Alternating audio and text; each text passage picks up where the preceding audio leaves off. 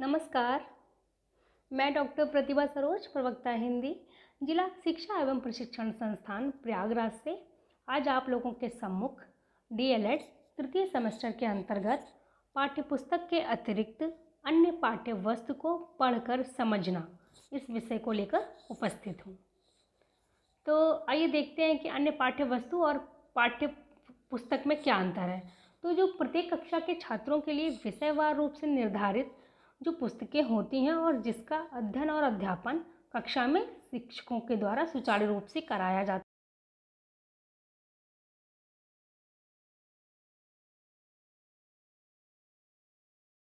है, कार्य को सरल, सहज और रुचिकर बनाया जाता है, वही अन्य पाठ्य वस्तु या अन्य पाठ्य संसाधन के अंतर्गत आते हैं।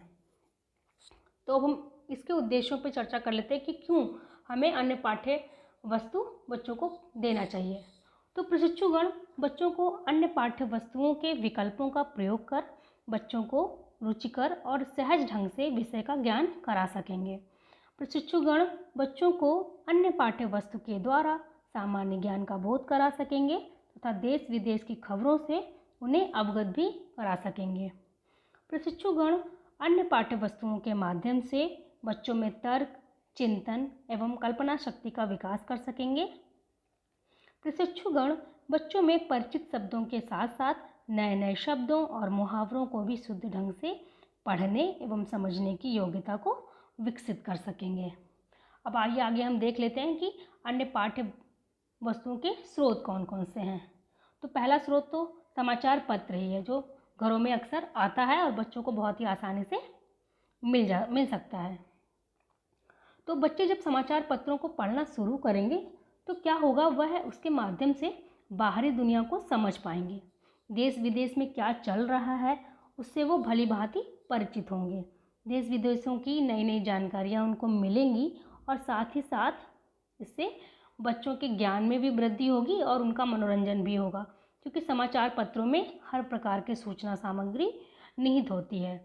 जो बच्चे खेल में अधिक रुचि रखते हैं वो खेलकूद वाला पृष्ठ बहुत ही चाव से पढ़ेंगे और जो बच्चे नेताओं या राजनीति में दिलचस्पी लेते हैं वो राजनीतिक गतिविधियों को समाचार पत्रों में पढ़ेंगे। तो समाचार पत्रों में आदि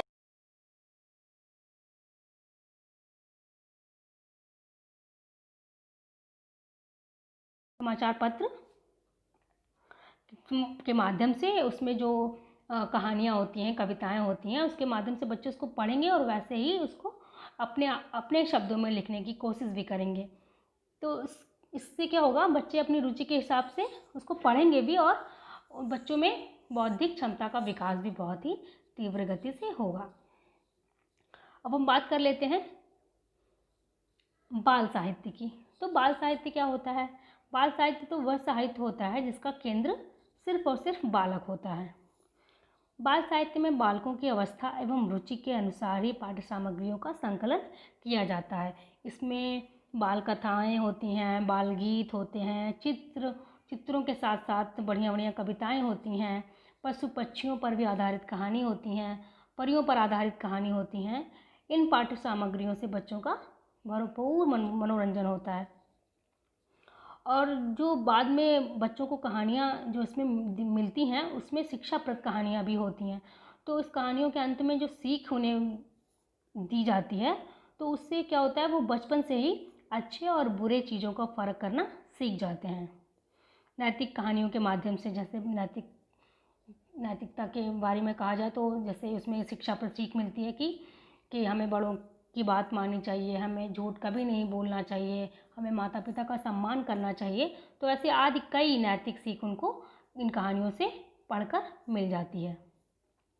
अब हम बात करेंगे तीसरे पाठ्य वस्तु की, जो है बाल पत्रिका। तो बाल पत्रिका की पत्रिकाएं बहुत हैं। चकमक, बालहंस, नंदन, चंपक आदि बहुत सारी बाल पत्रिकाएं इस समय बहुत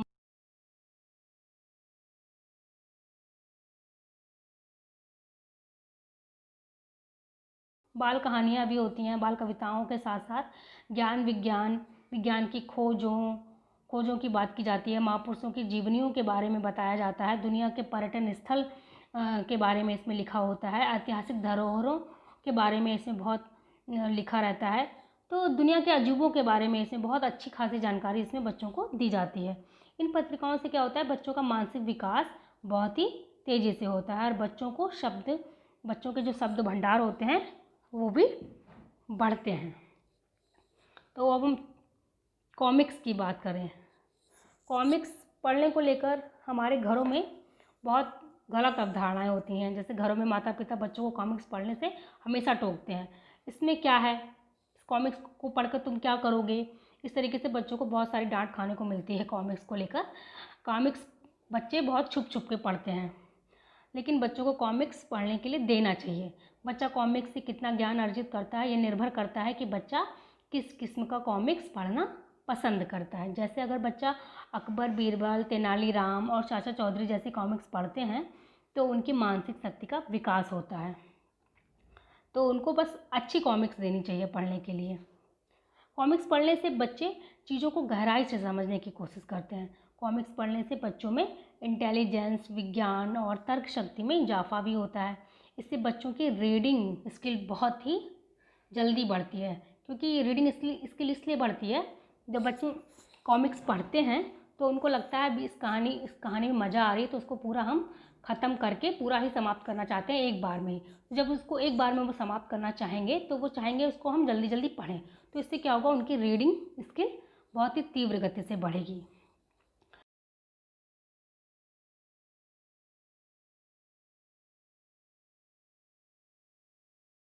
रोकना चाहिए, हमें बच्चों को कॉमिक्स पढ़ने के लिए देना चाहिए। बस ध्यान इतना रखना है कि कॉमिक्स किस तरीके की है। चित्र, हम बात करेंगे चित्र की कि चित्र किस तरीके से अन्य पाठ्य वस्तुओं में सहायक होती है। शिक्षण अधिगम में कितनी सहायता करती है ये चित्र। तो वर्तमान समय में शिक्षक कक्षा में छात्रों को पाठ्यपुस्तक के अतिरिक्त अन्य पाठ्य वस्तु के रूप में चित्रों को ही दिखाकर एवं समझाकर पढ़ाना ज़्यादा अधिक पसंद करते हैं, क्योंकि चित्रों से क्या होता है, बच्चों की मानसिक एवं सृजनात्मक क्षमता का विकास होता है। तो वर्तमान समय में छात्रों में लेखन एवं पठन कौशल के विकास के लिए विद्यालयों में अक्सर चित्रों के माध्यम से ही पढ़ाया जाने लगा है। तो चित्र अन्य पाठ्य वस्तुओं में बहुत ही उपयोगी साबित होती हैं बच्चों के शिक्षण अधिगम प्रक्रिया के लिए। अब हम बात करेंगे रेडियो की। तो रेडियो की भूमिका तो बहुत ही महत्वपूर्ण है, इस समय भी बहुत महत्वपूर्ण है, क्योंकि आज इस महामारी के दौर में शिक्षा की व्यवस्था रेडियो पर ही की गई है, जिससे बच्चे घर पर बैठकर ही शिक्षा का आनंद ले सकते हैं। इसमें रेडियो पर एक बच्चों के लिए आता है मीना की दुनिया। इस कार्यक्रम से बच्चों को बहुत कुछ सीखने और समझने को मिलता है। टीवी दूरदर्शन के बारे में तो हम सभी जानते हैं कि दूरदर्शन सूचना और संदेश पहुंचाने का काम करता है, एक बहुत ही शक्तिशाली माध्यम होता है। तो दूरदर्शन में विज्ञान पर संबंधित बहुत सारे आविष्कारों के बारे में बताया जाता है। गणित पर भी बहुत सारे इस पे खेल में सिखाया जाता है गणित को। बहुत सारे प्रोग्राम आते हैं जो बच्चों की सीखने की क्षमता को बढ़ाते हैं। बच्चों को इसमें यातायात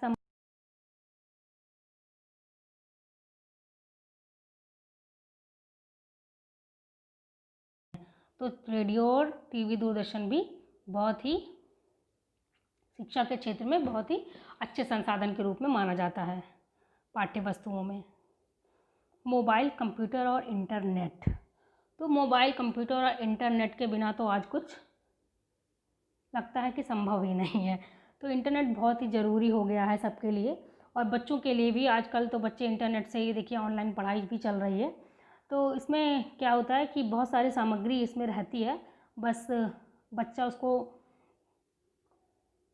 खोज के और अपने लिए वो उपयोग में ला सकता है। इसमें छोटी छोटी बच्चों के लिए कहानियाँ भी होती हैं, कहानियाँ पढ़ने के लिए भी होती हैं, कहानियाँ दिखाने के लिए वीडियोस भी होते हैं, फिल्म भी होती हैं बच्चों पर आधारित। बहुत सारे विषय, बच्चों शिक्षाप्रद विषय से संबंधित इसमें सामग्री पड़ी होती है, जिसको बच्चा जब भी देखना चाहे आराम से उस टाइम देख सकता है। उसको देखने के लिए कहीं जाना नहीं है। आजकल तो सबके घरों में मोबाइल और कंप्यूटर, इंटरनेट उपलब्ध है और आसानी से मिल जाता है। अन्य गतिविधियों की भी हम बात कर लेते हैं, जैसे अन्य पाठ्य वस्तु में जैसे चित्र भरो। चित्र भरो में एक ब्लैंक चित्र होता है, उस पर बच्चों से बोलते हैं कि इसको भरो। तो ये भी अन्य पाठ्य वस्तुओं के लिए बहुत ही अच्छी सामग्री मानी जाती है।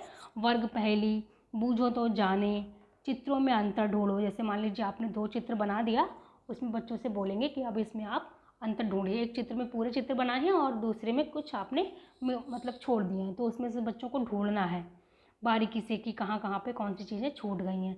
रास्ता ढूंढकर बाहर निकलें, तो रास्ता ढूंढ के बाहर निकले। बहुत सारे पेपर में भी आता है कि आप